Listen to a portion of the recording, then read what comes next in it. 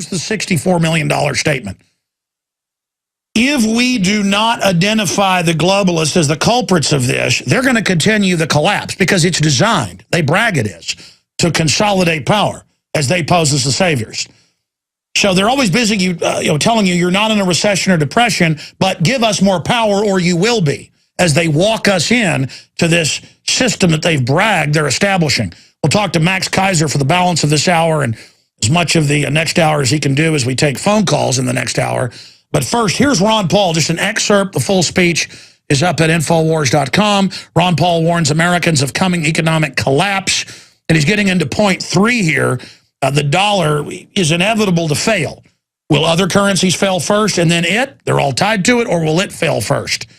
Here is a few minutes of that, then we'll go to Max Keiser of MaxKeiser.com. Here it is. The only way that we can prevent blood from running in the streets is to offer a better idea of the proper role of government in a society that desires first and foremost liberty. And that is impossible without a firm commitment by our thought leaders to the ideas of freedom, the source of all creative energy and prosperity. An all-powerful state is the threat.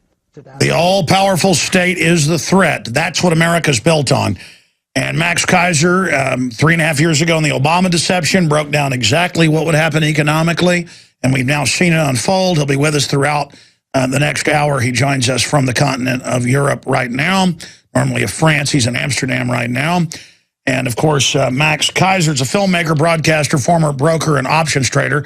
He is known for his invention of virtual specialist technology, a software system used by the Hollywood Stock Exchange, and a lot of the new systems are based on that, and for his accurate predictions of global economic events.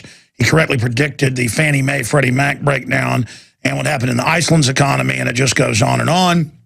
He's labeled J.P. Morgan the biggest financial terrorist on Wall Street. And he's got some breaking news on them, but we'll get to that when we start the next hour. We're going to break here in a few minutes, Max. You heard what Ron Paul was just talking about. It's now confirmed they're gearing up the military for every U.S. city and telling banks get ready for collapse, but telling the public everything is just fine. Max Keiser, what is the real state of the world economy right now? Hey, Alex. Great to be on. Well, last time I was on your show, remember you asked me to make a prediction when this global collapse is coming. I said on the outside, maybe 9 months. But even in those short few days since I spoke with you last, it seems like the drum beats are beating louder toward this idea of a global financial collapse. And the banking regulators are asking all the big banks around the world to come back to them with a worst case scenario. What do you have on your books and how would you go through a collapse? And interesting, J.P. Morgan, of course, responded. They said that they've got a negative equity of about $30 or $40 billion on their books. So the entire $140 billion market cap would be gone in an Enron-like instant. Of course, they're totally plugged into the Fed and the Treasury, which would collapse the Fed and the Treasury and the U.S. dollar. So when Ron Paul talks about the collapse of the U.S. dollar, what you fill in here for those who are following this at home and want to get the whole playbook, first we see the collapse of J.P. Morgan, then the collapse of the Treasury and the Fed, then the collapse of the dollar, brought about by J.P. Morgan's books, which have $90 trillion worth of what they call derivatives, basically claims that are impossible to ever fulfill. That's bigger than the entire gross domestic product of the entire planet Earth. $90 trillion, just one bank. All right, now stay there, Max, because again, you're retired at a young age, former stockbroker, inventor of a lot of the modern systems they use today. But come back in layman's terms, even for our business listeners, break down the point we're reaching right now and why they've got armored vehicles being loaded off trains in every major city right now for the American people and the people of Europe. Alex Jones here with a very important announcement for truth seekers. We've carried a lot of amazing films and books over the years on the online video bookstore at Infowars.com. And out of all the titles we've carried, one stands out because it is just so chillingly convincing. And that's Dreams from My Real Father by Joel Gilbert, available at Infowars.com. This film exposes the fraud that Obama is like nothing I've seen. If you want to know who Obama's real daddy is, this is the film for you. Don't forget, your purchase supports our broadcast and our growing media network. You'll also find at Infowarshop.com, None Dare Call a Conspiracy by Gary Allen, the book that woke me up. We're also carrying Behind the Green Mask, UN Agenda 21 by Rosa Corey. This book is coffin nails to the globalist takeover. The Greater Good, the most professional and up-to-date film I've ever seen exposing the scourge that is vaccines. These titles and a lot more are all available at InfoWarsShop.com. Yeah, I've been watching the globalists through fraudulent derivatives buy off governments, media, buy up the defense contractors, and brag that they're establishing this authoritarian world government. And I got a better idea. How about the national sovereignty kick in and we arrest all these people? Now, they've got all our pension funds, everything bound to their fraud, but they're planning on taking it all. I mean, a great quote from Max Keiser when he was on a few weeks ago. He said, Alex, they're like cancer, these bankers. They're anti-free market, and they're programmed to take it all. Cancer is programmed to take it all. So in layman's terms, there's been big breaking news in the Financial Times this weekend on Friday about J.P. Morgan and their balance sheet. You, again, said they were short. You said it would start in London with silver about a year ago here. So break down the technicals of that. But in generalities, where the world economy is. Because a few weeks ago you said, because you never really talked like this, you said, no, the collapse is coming. You know, now it's basically can't be reversed. The only question is, will we let them fully take over and only make it worse? Max Keiser. Yeah, the outside, my prediction was April of next year when taxes are collected in the U.S. and a huge shortfall will become evident, and U.S. AAA rated bonds, which are now AA plus, will be downgraded to single A or less. And that will, at the very outset of this prediction, will trigger a chain reaction of U.S. debt default, collapse, and dollar collapse. But between now and then, any number of events could happen that would trigger the collapse beforehand. And as far as the news that broke last week, the front page story in the Financial Times talking about the CFTC, Commodity Futures Trading Corporation, which is the regulator that overlooks commodity futures trading, including silver trading, run by Gary Gensler, a former Goldman Sachs guy. They made a comment, a guy named Bart Chilton, who's one of the people over at the CFTC, I know from dealing with him through the box office futures contracts, what his reputation is not good. But they made a statement saying that they see a lot of devious trading in silver. They're not sure whether they're going to prosecute. And the way this was played out in the media was that, oh, well, the Max Keiser crashed J.P. Morgan, buy silver crashed J.P. Morgan campaign. You see, the CFTC is saying that there is no evidence of wrongdoing in the silver market. Now, this is the same CFTC and other regulators who oversee the LIBOR market, of course, a massive $500 trillion scandal. Yeah, let's just stop right there because I just showed a Fox News with a headline about economic collapse from a few weeks ago. And it breaks down that the federal government's now spending 50% a year more than it takes in. But you're saying by next April, when the taxes come due to the private Federal Reserve, that it's going to become even bigger and that'll be a big trigger. But getting back to LIBOR, yeah, tell folks about that because that's almost gotten swept under the rug that, hey, the bankers do get together and collude to screw us. No, as Ron Paul would tell you, for every dollar in tax the government collects, they spend $1.40 in money that they have no way of ever paying back. And that ratio is getting completely out of control as the debt ceiling is breached over and over again. It'll be breached again very soon. But this CFTC report relating to silver, they're trying to spin it as if, well, this idea of buying silver, you don't do that because you're not going to crash J.P. Morgan in doing so. But it misses some very key points here. First of all, the reason you would want to buy silver to crash J.P. Morgan is not to satisfy the regulator. That's not who we're doing this for. We're not trying to get the regulator to regulate better because there's no hope of that ever happening. We're saying that the regulator, in this case CFTC, is never going to blow the whistle on J.P. Morgan's illegal activities or the CFTC. But what we can do is we can buy silver to protect ourselves. And the point I made then and the point I'll make today is that this collapse is coming. And in my opinion, instead of being passive and watching from the sidelines, I believe everybody should try to hasten the collapse by buying physical silver. This would bring the collapse about sooner. But if you are positioned correctly with your physical silver, you'll have the wealth. Your silver will start to trade to $100, $200, $300 an ounce from the current $28 an ounce.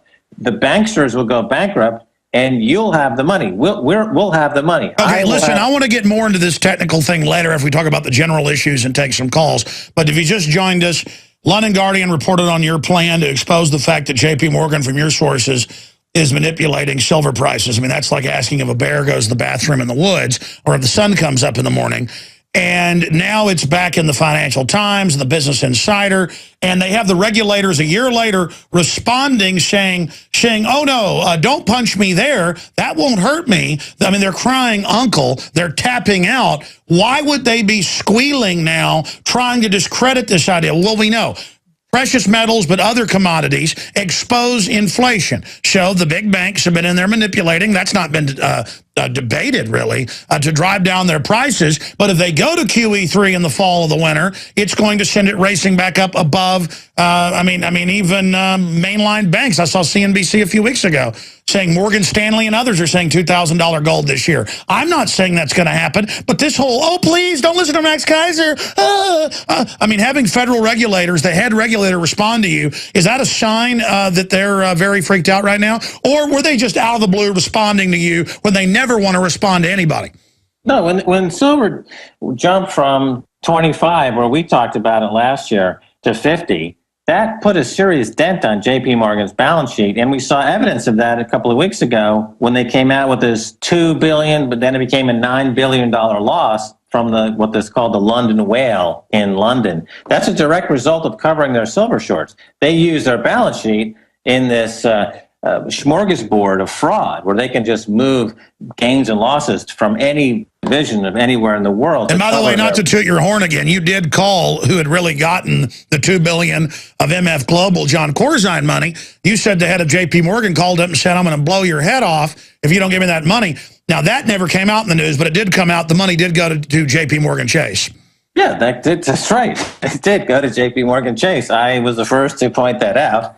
And that's exactly right. And they're involved in so many aspects of this global fraud because they're the market maker, they're the clearing firm, they're the bank that stands as the counterparty for the global derivatives business. When I say that J.P. Morgan has $90 trillion of derivatives on their own books, part and parcel with that is that they're the market maker and counterparty to this global business because they get a fee on every single one of these trades. But the fact is, and what this FDIC demand for these banks prepare for banking Armageddon is for them to submit what their true state of the balance sheets are. Morgan came in with a negative net worth, negative $34 billion. So they have a market cap of $140 billion. So once the cascade effect starts to cripple this bank irreparably, going the way of Enron, their stock's going to go to zero. They've used their own stock to collateralize naked short sales in the silver futures market. Sure, well, listen, I want to break this down, but I want to move a little bit slower here because I study this all the time and barely understand it, and I know some of the listeners may have trouble following this. The average radio show goes, what is your favorite color? Bill Clinton, good, George Bush, bad, or Al Gore, bad, Mitt Romney, good. So I want to be able to go over all this for people, but the point is, you're saying it's getting towards the end of the line. You got a company worth $140 billion, or even, in real numbers, negative $30+ billion, with a derivatives hangover of $90+ trillion, and that's even in the Washington Post. Bank of America, 70-something trillion, Wells Fargo. These type of numbers, and they think we're so stupid, they're going to have government sign us onto their debt while lecturing us that we don't work hard enough. Yeah, think of Hurricane Katrina. The levees broke, and those people found themselves in a very bad situation. That's the derivatives market. The levees that hold it back, all the fraud, are cracking.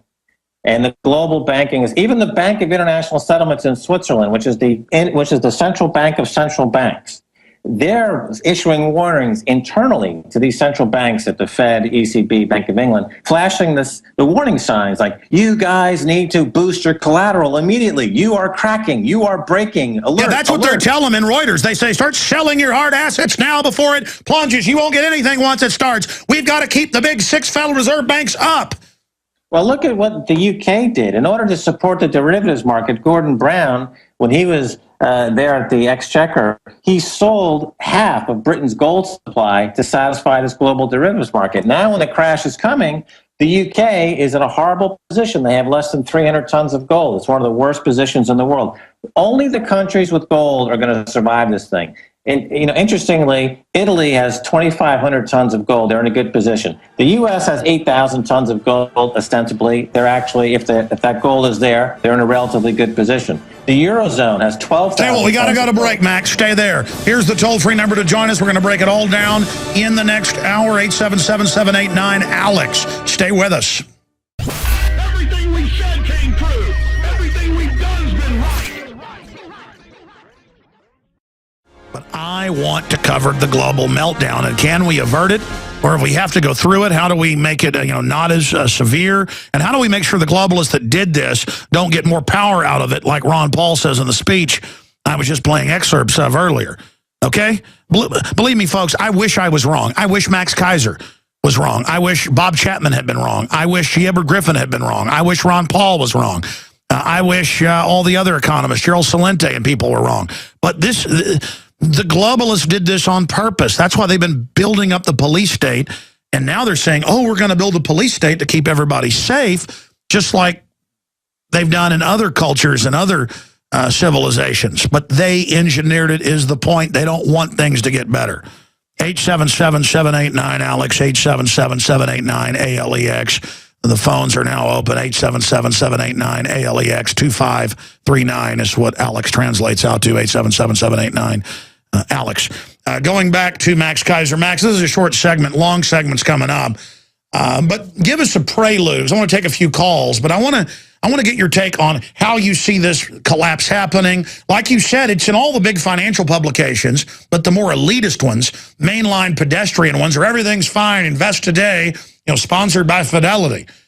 But when you look at the establishment, they're all digging in. They got militaries ready to shut everything down to protect the ultra-rich neighborhoods. They're digging in like it's the end of the world. And I've always known that we were moving in this direction, but now we're so close. Is there any way to dodge this bullet?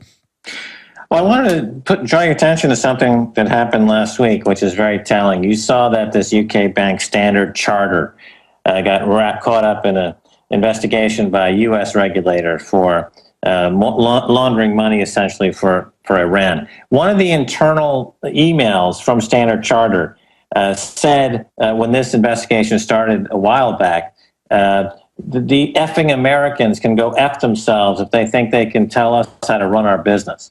And why this is revealing is because you've asked me on your show many times, why do these banks do this?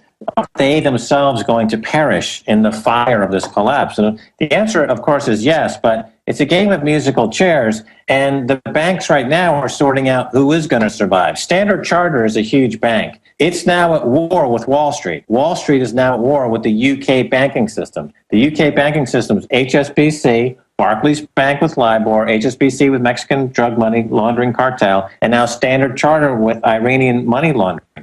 They have now taken positions, the City of London versus Wall Street. This is what I knew was going to happen, and this is what happens at the end game. This is when the banks, they're going to fight to finish who's going to be the supremo and winner in all of this. And, of course, the winner will be, as we alluded to before the break, those economies with the most gold. And the two economies that stand out that are in the worst position are the UK with less than 300 tons of gold, and Japan has virtually no gold. Those are actually the two biggest losers immediately as we head into the crash. Japan has a debt to GDP over 200%, Alex. That's almost double what the US has. And the UK, if you add all the private debt of their banks, they have debt to GDP of 800%. So these two economies, multi-trillion-dollar economies, are really the first into the black hole. But they are not the main event. The main event, of course, will be the U.S. when it goes against the euro. But I think the euro is going to survive ultimately against the dollar. The dollar is the linchpin currency. It is the world reserve currency. It is the currency in which all derivatives around the world, 800 trillion, are priced in dollars. So when the dollar goes, it sucks everything down with it. And but before that happens, we'll see Japan and the UK into the black hole. And of course, what I tell people is when Ron Paul says the all-powerful state is the enemy. I wish there was some state. There is no state. There are only banksters. And well, it is the global bankster state. They've said that. And that's what some libertarians... But if you're dealing with the cancer of banksters, the only solution is to own physical precious metals. Do you understand how dark it is? How far down the line we are? How late it is? All right, we've told you for a long time there'd be a global derivatives meltdown for at least 14 years with economists like George Humphrey, former Austin City Council member, friend of mine, successful businessman is the most important thing, what I admire him most about. I need to get him back in studio. He lives all over the world, so good luck catching him in Austin a few months out of the year. He was the first guy back in '98 who said derivatives, Alex, they're worse than fractional reserve banking, and they are going to sell them to all the governments, tie everything into it. He used the term too big to fail, and he said they're going to hold us all hostage. That impresses me when somebody 14 years ago, by the way, get me Humphrey. He's been out of town, right? Because I've been saying I want him in studio. Problem is, you get him in here, he'll never talk about himself. He'll never go back and talk about the books he wrote saying it. But Max Keiser, who's been predicting it all as well, joins us. Former top stockbroker, retired now. And, of course, he also invented the virtual trading system that's used on most stock markets today. Must be nice to be retired at his age. Actually, he's not retired. He works probably harder now than ever, but he's a journalist. Max, I want to go to calls in the next segment, but let's cover the waterfront. Break down the pillars of the collapse, the different ways it can be triggered, the next countries to go down in the euro. As you mentioned earlier, even the big Swiss central bank is saying, get ready. Chicago Tribune, Reuters, Fox News, all saying collapse. The big mega banks that own the Federal Reserve are being told, sell off assets, get yourself in order. We can't inflate anymore. But then Bernanke's been hinting at QE3. Would QE3 stave that off? Because the U.S., everything's based in U.S. dollar derivatives, as you said, and it's the petrodollar as well. But it's darned if you do, damned if you, damned if you don't, because still, okay, the rest of the world collapses, then we collapse last, or we collapse first, they collapse. I mean, it's a seesaw. We start collapsing, and then Europe goes up, but then they collapse, and we go back up. But overall, society's rotting. Where is it all going? What are we going to see happen in Europe? What will it look like if J.P. Morgan Chase goes under? What's happening? Well, there's a number of different fires, that are burning right now. One of the biggest is in agricultural prices. The course of corn, as you well know, is hitting all-time, or multi-decade highs. And we all predicted that. Right. And so this, one of the steadfast rules in economics is when a society spends more than 40% of its disposable income on food, you tend to get revolutions. We saw this in Egypt recently. There was a big spike in food prices around the world, and this triggered the revolution. Why is there a food bubble? Well, most of it comes from speculation, again, from this battle between Wall Street and the rest of the world using derivatives. And that speculation is made possible by things like quantitative easing and other Fed policies that keep interest rates near zero. Because when the speculators borrow money, the cost of them borrowing money is zero. It's not like you or me where our credit card is 16%, or we get a penalty, it goes to 30%, or the mortgages, or whatever the mortgage is. If you're a speculator on Wall Street, you get to borrow money at 0%. And of course, the way it's set up is when you make a mistake and like Knight Capital last week, they blew up because of automatic algorithmic trading. $440 million blew up in 45 minutes. They get a cram down, they get a bailout from their friends on Wall Street. But, of course, that's not available to anyone else. If they get into financial trouble, they don't get their friends to, pass the bowl and bail you out within 2 days. No. But so the artificially low interest rates through quantitative easing and all these other Fed policies keep rates near zero. That means the cost of borrowing is near zero. That means if you're a speculator and you know that the price of corn is going higher and this is causing an effect on itself, a feedback mechanism, that's only getting worse, you can keep that price rising with this borrowed money. So that's a huge fire going on in the global economy, is agricultural speculation. Then you have these Franken markets, these like the night capital or the flash crashes or the derivatives crashes that are happening on exchanges all over the world. 86% of all the volume on the New York Stock Exchange are computers trading with computers. They're not humans anymore. They're all programmed to trade with each other to generate fees for the people who write the program. And so more and more, it is a casino gulag where average people cannot make it. Pension funds are being cheated. The system is eating itself. Well, speaking of the casino gulag, you see that Facebook now in the UK is going to offer online gambling with British pounds. So legalized online gambling from Facebook, as I predicted, is coming. And there's a huge push to bring this legalized gambling to America. So people won't have jobs, but they'll have access to tokens and food stamps that they can then use to gamble with. And government's going to subsidize that, just like in Europe and the U.S., where illegals are given other people's tax ID numbers, and then the IRS holds the citizen responsible and takes their money for what the illegal does. I mean, this is beyond a criminal system. This is like the Mad Hatter Tea Party. Well, another prediction I made on your show last year, Alex, was that one stock, I don't recommend stocks, as an investor really, but more as a social commentary.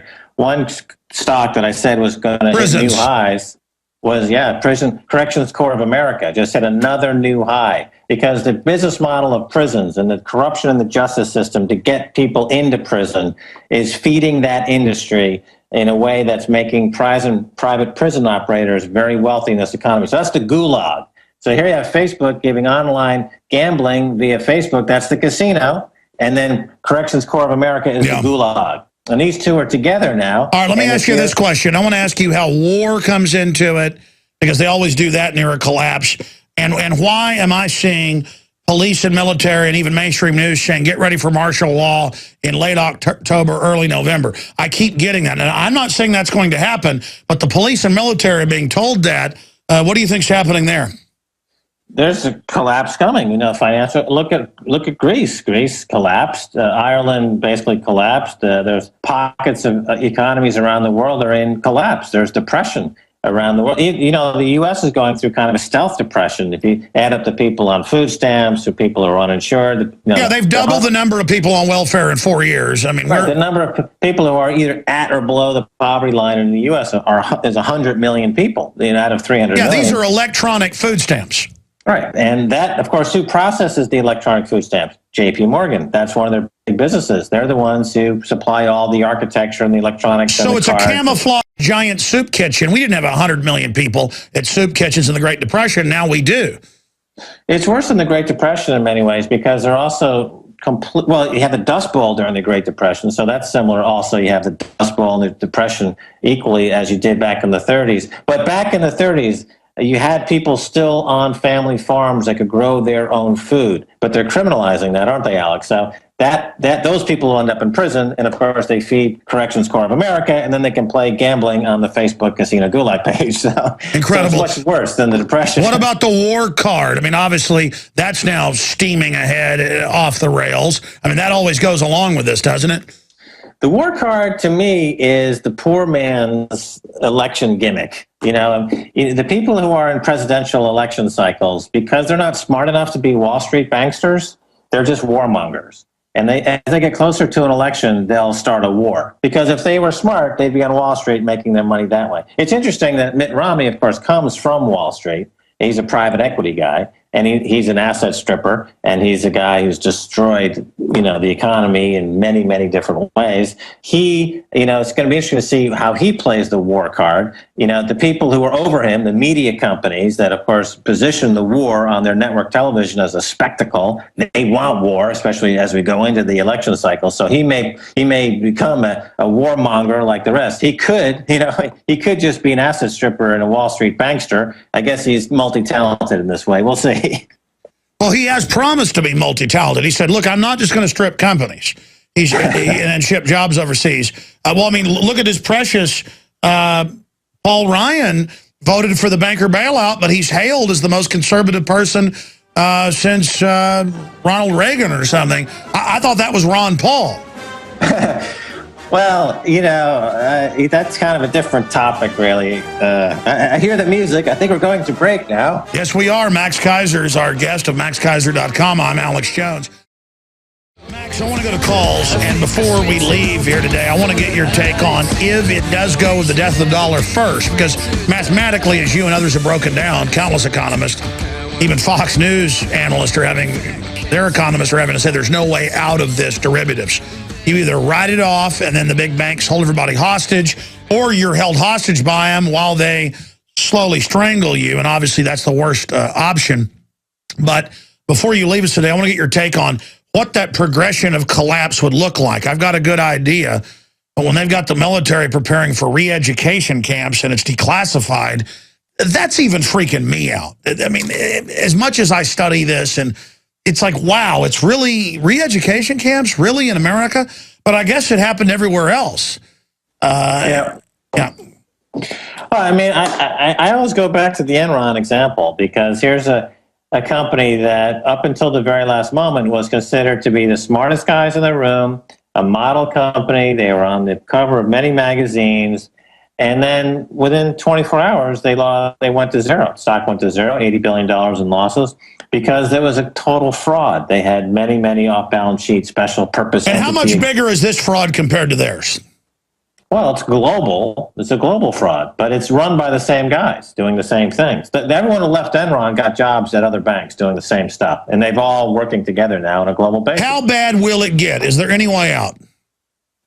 No, of course not. Because the value of the claims can never be repaid, so they're going to go to being worthless. The people who are holding on to the Enron stock on a Tuesday, they woke up on a Wednesday, and what they thought was worth $80 a share was worth zero. That's why this is very tricky, because it's not going to. People are not going to have time to think about it and prepare necessarily, because it'll happen overnight. What does your gut tell you the time frame is? I told you before. I think the longest we could hope for is April of next year. But it could happen anywhere between now and April of next year. Okay, well, the establishment in Europe and the U.S. is saying late October, early November. That's what they're telling the police and military. So that falls into my zone, certainly. I mean, traditionally, the funny thing is that one reason things are not happening in Europe right now is because most European bureaucrats are on the beach. You know, in Europe, people take August off. I'm in actually Paris, not Amsterdam, right now, and you can. The guys told me you were in Amsterdam. I was like, he lives in Paris. I'm in Paris, so that you can roll a bowling ball down the Haussmann Boulevard, one of the biggest streets in Paris, and not hit anything. It's completely empty. So therefore, nothing's going to happen in August. People start getting back to their desks in September, mid-September. Then they'll start to panic by the end of September. And then come October, yeah, that sounds good. But at the very latest, it will April of next year, when those tax receipts in the U.S. are spectacularly short. Plus, you remember the last major collapse happened during the transition to Obama, his first administration, in between the two terms. Remember, Obama had to be brought in. Paulson threatened martial law then. Right. John Kane was there, and Barack Obama was there. That's a great time to stage one of these fantastical economic hijackings. So that is a fantastic time, that November election, especially since it looks like Obama is not going to, he's not going to make it this time. It's going to be a transition to a new guy. That we caught Justice Department people, that was in the Florida papers, trying to get a race war going over Trayvon Martin and the George Zimmerman case. Could it be Obama loses in the Democratic Party while Obama's still in, tries to stage a bunch of riots as a pretext? Well, I always thought Obama was like Jimmy Carter, who came in because people hated Nixon and they wanted to try something completely new.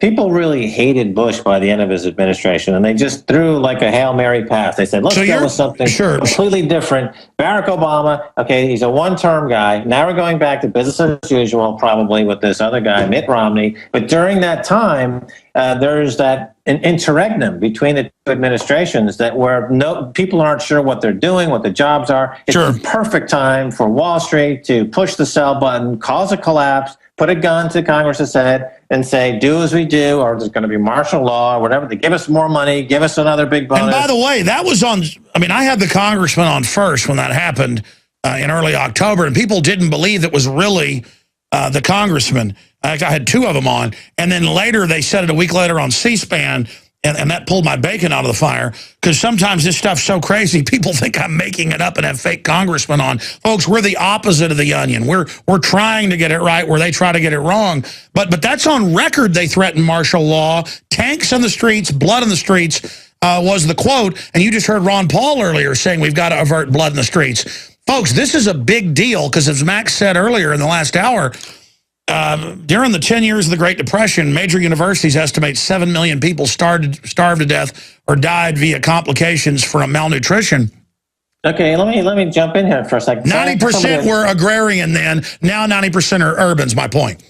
Let me jump in. I had a guy on my show, Keiser Report, last week, Paul Moore, who was the former top regulator at the bank in the UK, Halifax Bank of Scotland, or HBOS. He said on my show that right now, the global financial crisis right now today is already the biggest humanitarian crisis since World War II, that's put over 100 million people into poverty around the world already. Many of them now are facing death. And I asked him point blank, I said, would you call this a financial holocaust? And he said, yes, I would. This is a financial holocaust.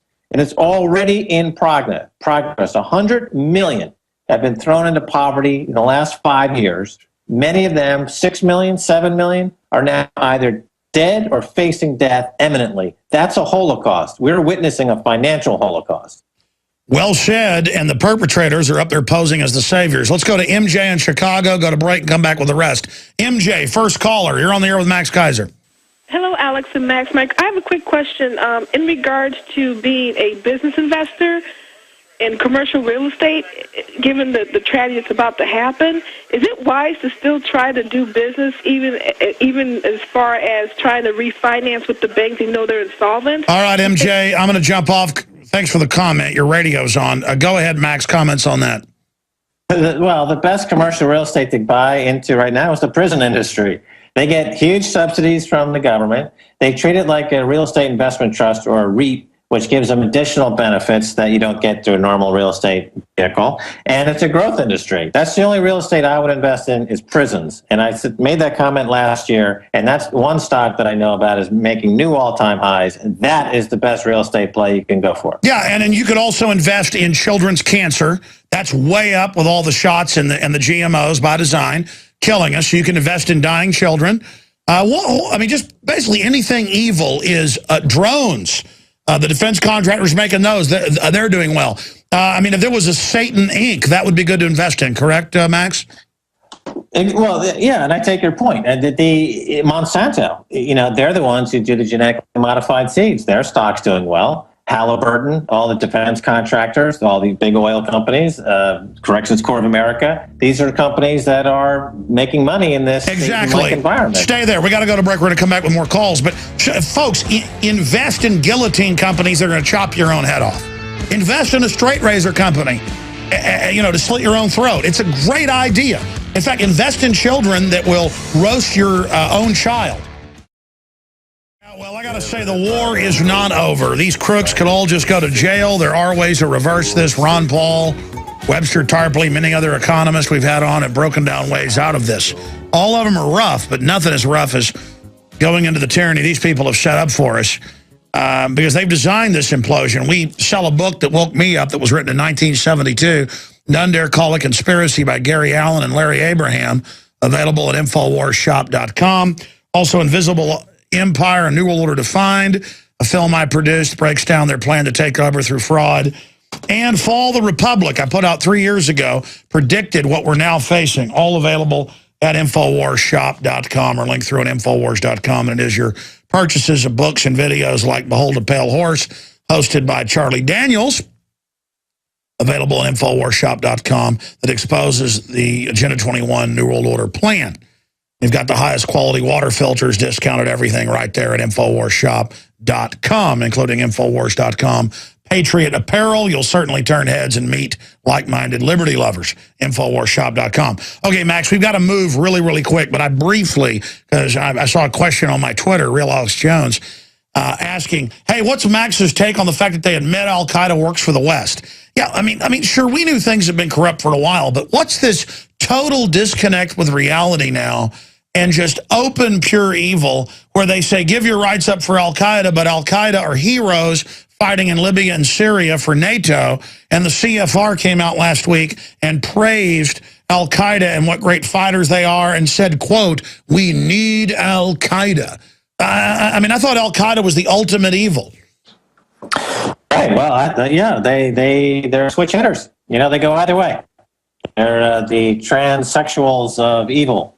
You know, they remember I think we invade Iraq to go after Al Qaeda. Now they're our best friends in Syria. So it makes no sense. I guess they get away with it because people's attention span is quite short because of all the drugs and the genetically modified seeds and the debt pushing, I guess. Let's go back to phone calls. Max Keiser joins us here. Gail, California, you're on the air. Thanks for holding. Hi, Alex. Yes, thank you. Max, what good does it do to purchase silver or gold since the government is gearing up for war against American citizens shortly after the dollar collapses? I find it hard to see where we would be able to even spend it, use it, trade, or barter with it. Okay, well, I mean, anything in that environment obviously is going to be helpful in a barter situation. Gold and silver for 5,000 years have maintained their purchasing power. If you want to get down to the nitty gritty of being in a total post-collapse the situation, globalists, the University of Texas has bought billions in gold the last 2 years. All the central banks are buying gold. I mean, and this is happening. You know, the people who know what's happening, like central bankers who have put out a warning to each other that there's a collapse coming, are buying gold. The central bankers in South Korea and all over the world are buying. Yeah, ma'am, if we have a total road warrior collapse, gold and silver might not be worth much, but it's probably just going to be a long, horrible depression. When the dollar gets devalued, that gold will suddenly go up in value massively. And we're not saying it's a silver bullet, pun intended. I mean, I believe in lead, and the things that shoot lead as well will go up in value, and that's already happened. But does that answer your question, Gail?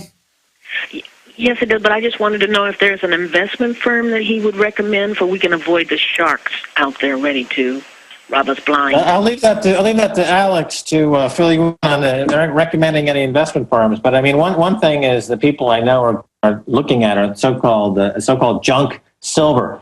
This is the silver that's 50% or less contained. And you can buy a whole bag at a coin show of junk silver. And everybody knows what it is. And a dime from 70 years ago is worth 15 times what it is today. That kind of stuff in a barter situation does extraordinarily well. But for people of any wealth whatsoever, having bullion, silver and gold bullion, held offshore in a vault, not a bank, is the way to go if you want to come out the other side of this with your wealth intact, if not, considerably better off.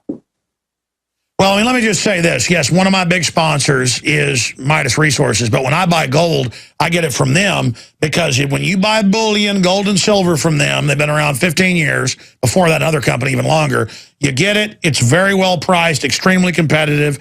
Midas Resources, 800-686-2237. And they got salesmen there that are great guys, brokers. They'll sell you numismatics, stuff like that. All I know is I know gold and silver. I've called up like I'm somebody else before just to test them out many times and, bought great stuff at like 1 or 2% above spot. The way to go is bullion or junk silver. Max Keiser just told you right there. Great recommendation. JB. Yeah, people also, Alex, people say, well, wow, you have a gold sponsor. Isn't that, a conflict? But, you were been in bed with those guys since gold was $250 an ounce. So you've got this long-term relationship with them, and they're not the only guys in town. They're reputable. There's other reputable folks. But the point is that you've grown up with them. You've seen this happen over 10 years. Yeah, I believed gold would go up because of dollar devaluation, and I was correct. 10 years. 10 years. More than 10, yeah. Okay, so the gold was $250 an ounce back in 2000. Now it's at $1,600 an ounce. So this is not the newest thing. It's just not like, flash, buy gold. No, this has been going on for 10 Max, years. exactly. The gold and silver that I've never sold any gold and silver I bought. I continue to buy it. I mean, I only promote what I believe in. That's why I sleep so good at night. But I mean, she asked the question. There's the answer. JB in Texas. We got to move quick now. We're really getting behind here. JB, you're on the air. Yes, sir. Simple yes or no question for Max, and then another simple one for you. Okay. The metal sites, Max, have all spoken of explosive August. Do you see that coming? And is it explosive up or down, which would allow us to maximize our stack? And then, Alex, you've spoken of your family leaving the country, and a collapse here in the United States is going to be chaotic. Will the collapse be so noticed in a third world country? Well, I have said my instinct says get out, but a rat runs, even though that may not be the best thing. I'm staying here. I'm a rat. Yes, I'm out of there, man. But you ran into collapsing Europe. But you ran into salute you. No, but I'm going to go wherever I can go. I'm not married to Europe. Okay, so tell us quickly, where are the best places to go? Oh, to live in this post-apocalyptic world. Brazil, Chile. Chile, are very attractive. Yeah, folks, I'd go to Chile before Brazil. Also, there's, the point is you got to be mobile. You got to, because there's a lot of moving parts here. And so you should have 2 or 3 passports. You should have businesses in different countries. You should have residences in different countries. You need to become international. Yeah, I'll be honest. For the first time ever, I've actually looked at opening an office in the Caribbean. I'll just leave it at that. I mean, it's getting that bad, folks. Thank you, JB. Barron in Alabama, you're on the air. Got a minute and a half. Go. All right, my question is basically about the bonds coming up. You know, Italy has 5 auctions coming up the rest of this month. Spain has 3. How can, with the market trading sideways the way that it is, and everybody's waiting, like Max said, in a musical chairs kind of game, how long can that even continue? Because they can't really ease much more from any side. That's right. There's a circling of the toilet bowl. Yeah, okay. The answer to that is they are going to give a banking license to the 600, I think it's $1 billion euro lending facility, the European Stability Mechanism. They're going to say, hey, guess what? That's a fund, but now we're going to call it a bank, and they can borrow up to 6 to 15 trillion euros now. Oh, So talk about creepy. Obama came out 2 days ago and said, we may bail out all big businesses, which means our tax money given to them in corporate welfare. And boy. Right. So the toilet bowl is swirling, but in Europe, they can still create a bigger facility to swap these Italian junk assets with the European Central Bank and their affiliate fund in exchange for this junk assets. And they have room to expand by up to 10 trillion euros on this. Just remember, the globalists may control some of our countries. They don't control the world in general or the greater cosmos. Max Keiser is our guest, maxkeiser.com. I'm Alex Jones of Infowars.com. So when they're telling them get ready to prevent a collapse, that means get ready for a collapse. And that's what the central banks are really saying. The media spins it that it's prevent. We're in a controlled collapse. They've been giving us a lot of disinfo. Victoria, we got to move quick now. Quick question, quick answer from Max Keiser. Victoria, Florida, you're on the air.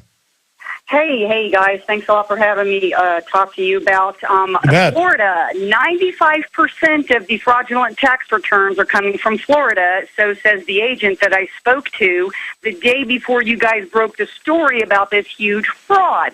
Either they don't have the money to pay, the real people that, have their tax returns being held up. I'm an identity theft victim, and she said that they were from Florida, 400,000 returns, blah, blah, blah. The ineptitude is just, ridiculous. And, it's like, okay, I guess she said. Well, ma'am, just to be clear, 95% of it's not in Florida. That's just the person you talk to. The big processing center for the IRS that broke that here in the U.S., they're reporting on it going on all over the country. But what's your question for Max Keiser? Well, and again, like I said, the big place in Austin, that's where everybody has to send their returns for fraud. So to answer your question about why all those tax centers are in Austin is because that's where the people who have to send their paper. Sure. What's your question for Max? We're almost, show's almost. And my question is, and in a separate thing is just real quick, I listen to all issues, but what do you guys think of the Zeitgeist movie and its contention that we should just take all of our money out of all I think it's absolutely horrible. That guy told me, thank you for the call. That guy told me I should be sent to a re-education camp. Everybody living in a big plastic city with a government computer deciding who does what sounds like hell. I mean, send me to hell. That's basically where that would be. Comments on that, Max Keiser? Well, full disclosure, I'm in that movie, but I've never seen it. Well, I'm in it too. I would say it's been seen 50, 60 million times, just one version. But let's just get off that. Ma'am, if you want to go to the Plastic City, it's waiting for you. Aaron in Washington, you're on the air. We got to move quick here. Go ahead. Yes, Aaron, that was explosive how you got on the air. Go ahead. Hey, I got you. Max, quick question. Price of discovery. Most people aren't aware of how the commodity markets work. What is your anticipation of how we're going to see a collapse of price of discovery from paper and going over to real physical? Okay, well, price discovery is what happens at the point of a sale where the buyers and the sellers are mixed together and a price that is mutually beneficial to all parties is derived through something usually called a specialist. Now, I invented the virtual specialist technology, patent number 5950176, U.S. Patent and Trademark Office, which is an improvement on that technology. It has been hijacked by Cantor Fitzgerald and Cantor Entertainment, so it'll never see the light of day. But going forward now, you have rogue computers that are programmed to do what's called electronic wash trading, where they pick a price above or below the current market, and they put on a series of trades and buys and sells simultaneously to manipulate price direction, and that's not price discovery. But they do that to manipulate markets and to confiscate wealth from these markets. Isn't that just high-tech naked shorting? It's high-tech lynching, basically. It's high-tech. It's siphoning off of it's siphoning, essentially. Basically, the stock market, by and large, is becoming a pure fraud, which I even saw mainstream articles the last 2 weeks saying all this high-frequency trading is discrediting the integrity of the system, which you had just said the week before. How long until this becomes evident and the fraud makes the whole thing fall in on itself? Because all of this fake price discovery, and the caller makes a good, it's a good call, it's a good concept, and people should familiarize ourselves with this idea.